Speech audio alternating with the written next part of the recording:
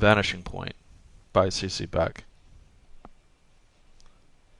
Quote, in perspective, theoretically, the vanishing point is at infinity and therefore unattainable. But reality is different. Vanishment occurs a lot sooner than theory suggests. That? Oh, that's a perspective machine. Well, not exactly, but that's what I call it. No, I don't know how it works. Too complicated for me. Carter could make it a go, but after he made it, he never used it. Too bad. He thought he'd make a lot of money with it there for a while he was working it out. Almost had me convinced, but I told him, get it to working first, Carter, and then show me what you can do with it better than I can do it without it. I'm doing pretty well as is. Pictures selling good, even if I do make 'em all by guesswork, as you call it. That's what I told him.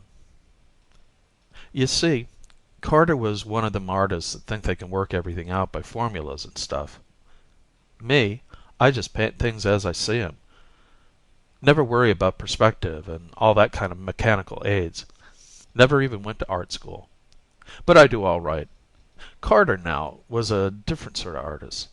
Well, he wasn't really an artist, more of a draftsman. I first got him in to help me with a series of real estate paintings I'd got an order for. Big aerial views of land developments and drawings of buildings, roads, and causeways, that kind of stuff. It was a little too much for me to handle alone, 'cause I never studied that kind of things, you know. I thought he'd do the mechanical drawings, which should have been simple for anybody trained that way, and I'd throw in the colors, figures, and trees, and so on. He did fine. Job came out good. Client was real happy. We made a pretty good amount on the job. Enough to keep us for a couple of months without working afterwards. I took it easy, fishing, and so on. But Carter stayed here in the studio working on his own stuff. I let him keep an eye on things for me around the place and just dropped in now and then to check up. The guy was nuts on the subject of perspective. I thought he knew all there was to know about it already, but he claimed nobody knew anything about it, really. Said he'd been studying it for years, and the more he learned about it, the more there was to learn. He used to cover big sheets of paper with complicated diagrams trying to prove something or other to himself. I come into the studio and find him with thumbtacks and strings and stuff all over the place. He'd get big long rulers and draw lines to various points all over the room and end up with a little drawing of a cube about an inch square that anybody could have made in half a minute without all the apparatus. Seemed pretty silly to me. Then he brought in some books on mathematics and physics and other things, and a bunch of slide rules, calculators, and junk. He must have been a pretty smart guy to know how to handle all those things, even if he was kind of dopey about other things. You know, women and fishing and sports and drinking. He was lousy at everything except working those perspective problems. Personally, I couldn't see much sense to what he was doing. The guy could draw all right already, so I asked him what more did he want. Let me see if I can remember what he said. I'm trying to get at things as they really are, not as they appear, he said. I think those were his words. Art is an illusion, a bag of tricks. Reality is something else, not what we think it is. Drawings are two-dimensional projections of a world that is not merely three, but four-dimensional, if not more, he said. Yeah, kind of a crackpot, Carter was. Just on that one subject, though. Nice enough guy otherwise. Here, look at some of the drawings he made, working out his formulas. Nice designs, huh? Might make good wallpaper or fabric patterns. Real abstract. That's what people seem to like. See all those little letters scattered around among the lines? Different kinds of vanishing points they are. Carter claimed the whole world was full of vanishing points. You don't know what a vanishing point is? Let me see if I can explain. Come over to the window here. You see how that road out there gets smaller and smaller in the distance? Of course, the road doesn't really get smaller. It just looks that way. That's what we call a vanishing point in drawing. Simple, isn't it? Never could understand why Carter went to so much trouble working out all those ways to locate vanishing points. Me, I just throw 'em in wherever I need 'em. But Carter claimed that was wrong. Said they were all connected together some way, and he was going to work out a method to prove it. Here's a little gadget he made up to help his calculations. Bunch of discs all pivoted together at the center. You're supposed to turn around so the arrows point to the different figures and things. Here's the square root sign. I remember Carter telling me that. This one is the tangent function, whatever that means. Log, there, is short for logarithm. Oh, he had a bunch of that scientific stuff in his head all the time. To know whether he understood it all himself. He built this thing just before he put together the perspective machine there. Silly looking gadget, huh? All them pipes and wires and that little cube in the center. Don't try to touch it. It ain't really there. You just think it is. It's what Carter called a teteract. Or a cataract. No, that ain't the right word. Something like that.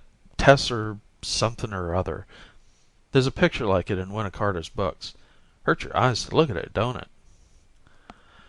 That's what Carter thought was going to make him a lot of fame and money, that perspective machine.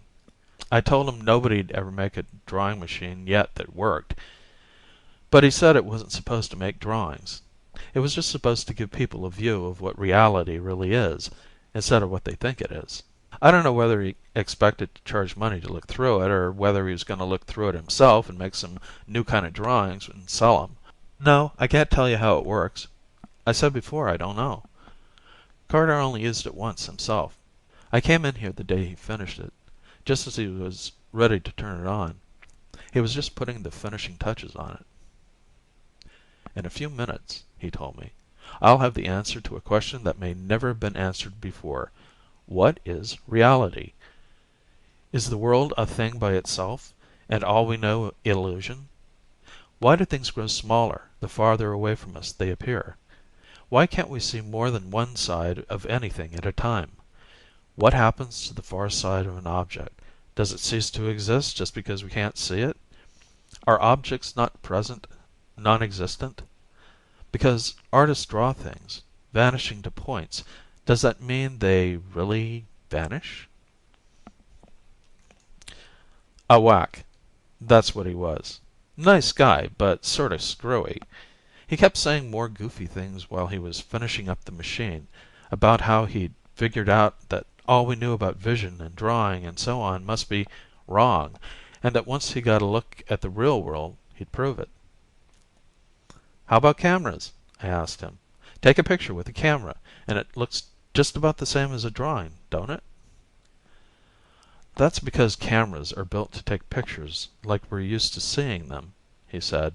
Flat, two-dimensional slices of reality without depth or motion. Even 3D moving pictures? I asked. They're closer to reality, he admitted, but they are still only cross-sections of it. The shutter of a movie camera is closed as much of the time as it's open. What happens in between the times it's open? You know, he went on, people used to think matter and motion were continuous, but scientists have proved that they are discontinuous. Now some of them think that time may be too. Maybe everything is just imaginary, and appears to our senses in whatever way we want it to appear. We are so well trained that we see everything just as we are taught to see it by generations of artists, writers, and other symbol makers. If we could see things as they really are, what might happen? We'd probably all go nuts, I told him. He just smiled. Well, here goes, he said. It's finished. Now to find out who was right, the scientists and philosophers who say reality is forever unreachable, or the artists who say there isn't any reality, that we make the whole thing up to suit ourselves. He moved one of those pointers you see there and squinted around at the different scales and dials, and then stepped back. That little tessy thing appeared, real small at first. Just a point, you could hardly see it. I couldn't see anything else happening, and thought he was going to do something else with the machine. I turned to look at Carter, and saw his face was white as a sheet. Good God, he says, just like that. Good God! That's all. Well, I says to him, Who was right, the scientists or the artists? The artists! He sort of screeches. The artists were right all the time. There is no reality. It's all a fabric of illusion we've created ourselves. And now I've ripped a hole in that. He gives a strangled hoot and goes hightailing out of here like something was after him. Jumps in his car and roars off down the road and disappears. Nah, I don't mean he really disappeared. Are you nuts? Just roared on down the road till he got so small I couldn't see him no more. You know, the way things do when they go farther and farther away happens every day. That's what us artists mean by perspective. The machine? Well, I don't know what to do with it. If Carter ever comes back, he might not like my getting rid of it. I was thinking maybe I'd put it in the hobby show at the county fair next week, though. You notice how that funny looking cube inside there gets bigger every time you look at it? There, it just doubled its size again, see? People at the fair ought to get a big kick out of that. No telling how big it'll get with all those people looking at it. But come on, let's go fishing. We better hurry, or it'll be too late. End of The Vanishing Point. Read by Bologna Times for JWP and Tom.